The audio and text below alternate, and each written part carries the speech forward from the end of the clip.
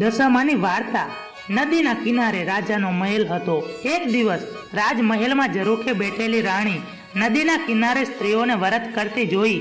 તેથી રાણીએ દાસીને કહ્યું, દાસી, સામે નદીના કિનારે ખોળે શણગાર સજીને ટોળે વળેલી સ્ત્રીઓ શું કરે છે, જાણી લાવ। દાસી દોડતી દોડતી સ્ત્રીઓ પાસે ગઈ અને પૂછવા લાગી, તમે બધા શું કરો છો? ત્યારે એક સ્ત્રીએ જવાબ આપતા કહ્યું, અમે દશામાનું વ્રત કરીએ છીએ। આ વ્રતની વિધિ એવી છે કે સૂતરના 10 તાર લઈ 10 ગાંઠો વાળવી, ગાંઠે ગાંઠે કંકુના ચાંદલા કરવા। ત્યાર પછી સ્ત્રીએ વ્રત ક્યારે કરવું અને કેવી રીતે કરવું એ જણાયું। દાસીએ મહેલમાં આવી અને રાણીને બધી વાત કરી। ધાર્મિક સ્વભાવની રાણીએ પણ આ વ્રત કરવાની ઈચ્છા થઈ, તેથી મનથી તેણે નક્કી કર્યું। તેણે રાજાને વાત જણાવી। અહંકારી રાજાએ ના પાડી અને કહ્યું, આ વ્રત ગરીબ ગુરખા માટે છે। આપણે તો સુખ સાહેબી છે, ધન દોલત, નોકર ચાકર, બાગ બગીચા, રાજપાટ બધું છે, માટે આ વ્રત કરવાનું છોડી દે। રાજાના અભિમાન ભર્યા વચન સાંભળી રાણીનું દિલ દુભાયું। એ જાણતી હતી કે ગમે તેમ સમજાવવા છતાં અભિમાની રાજા એકનો બે થવાનો નથી। રાજાએ અહંકાર, ગર્વ, અભિમાન અને ચકચૂર થઈ દશામાનું વ્રતનું અપમાન કર્યું। તેથી દશામાના ક્રોધનો પાર ન રહ્યો। રાજાને દશામાં રાત્રે સપનામાં આવ્યા। બીજા દિવસે પડોશી રાજા લાવ લશ્કર સાથે ચઢી આવ્યો। આવા અણધાર્યા હુમલાથી રાજા અભયસિંહ ગભરાયો। જીવ બચાવવા માટે રાજા રાણી અને બંને કુંવરને લઈ જંગલમાં ભાગ્યો। રાણી અનંગસેના આ મનમાં સમજે છે કે પોતાના પતિએ કરેલ દશામાના વ્રતના અપમાનથી આ દશા પ્રાપ્ત થઈ છે। ઘોર જંગલમાં રાજા રાણી ઉઘાડા પગે ચાલ્યા જાય છે। પગમાં કાંટા કાંકરા ભોંકાય છે। દુઃખ અને થાકનો પાર રહ્યો નથી।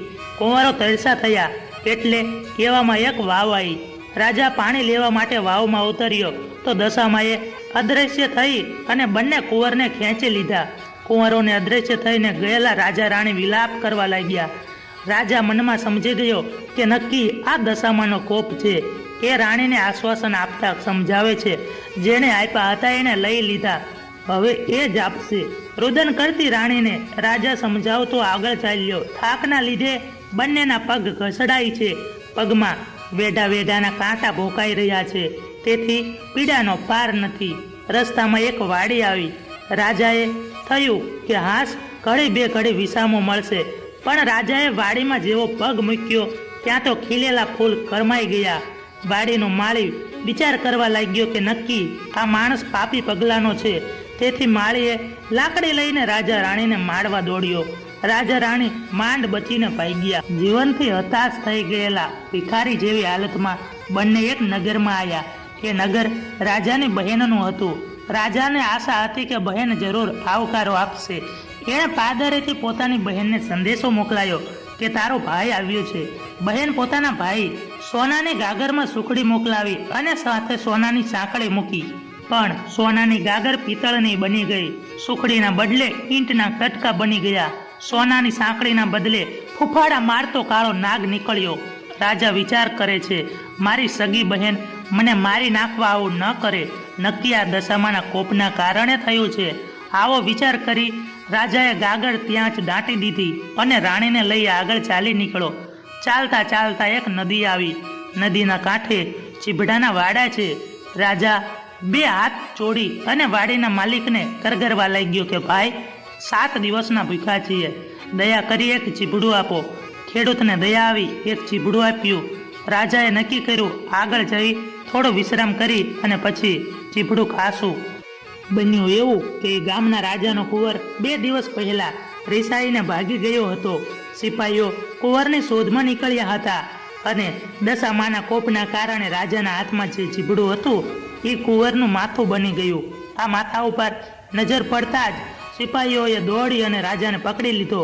દોરડાથી બાંધી લાતો મારતા નગરમાં લઈ ગયા। નગરના રાજાને બધી વાત કરી। રાજાએ પોતાના કુંવરની હત્યા કરવા બદલ અભયસેનને કાળ કોટડીમાં હુકમ કરી બંદીખાનામાં નાખી દીધો। રાજા વગર વાંકે કેદ થયો, તેથી રાણી અનંગસેના પર દુઃખનો પહાડ તૂટ્યો। એ જંગલમાં જતી લાકડાનો ભારો લઈ આવતી, એ વેચી જે કાંઈ પૈસા મળે એમાંથી પેટનો ખાડો પૂરતી। આમ દિવસો પસાર થવા લાગ્યા। અષાઢ મહિનો આવ્યો। અનંગસેના રાણીએ અષાઢી અમાસે એટલે કે દિવાસાના દિવસે દશામાનું વ્રત કર્યું. દશામાના વ્રતના 10 દિવસ નકોરડા ઉપવાસ કર્યા અને માતાજીની ભક્તિ કરી.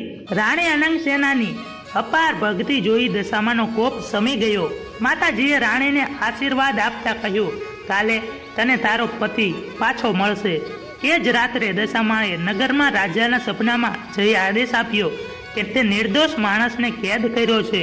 તારો કુંવર તો મોસાળમાં લીલા લહેર કરે છે, સવારે પાછો આવી જશે. સવાર પડતા જ દશામાની કૃપાથી કુંવર પાછો આવી ગયો. રાજાને જાતે જ અભયસેનને બંદીખાનામાંથી મુક્ત કરી ક્ષમા માગી. એટલું જ નહીં, ખૂબ ધન પણ આપ્યું. રાજા રાણી રથમાં બેસી અને સુવર્ણપુર આવવા નીકળ્યા.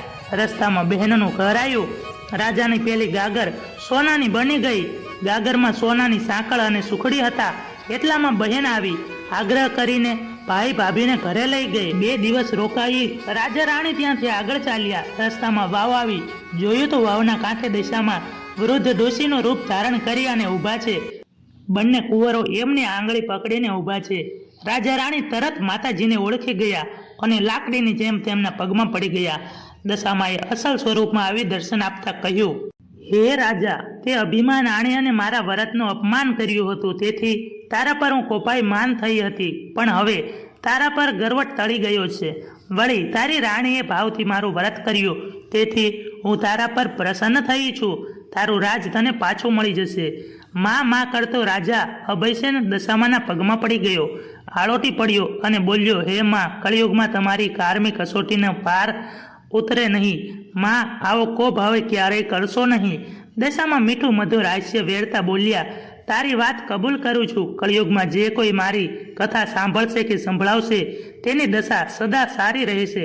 આમ કહી દશામાં અદ્રશ્ય થઈ ગયા. રાજા રાણી કુંવરને લઈ અને પોતાના રાજ્યમાં આવ્યા. હે દશામાં, તમે જેમ રાજા રાણીને ફળ્યા એવા અમને ફળજો. જય દશામાં. મિત્રો, વિડીયો પસંદ આવ્યો હોય તો વિડીયોને લાઈક કરી અને ચેનલને સબસ્ક્રાઈબ કરવાનું ભૂલશો નહીં. જય દશામાં.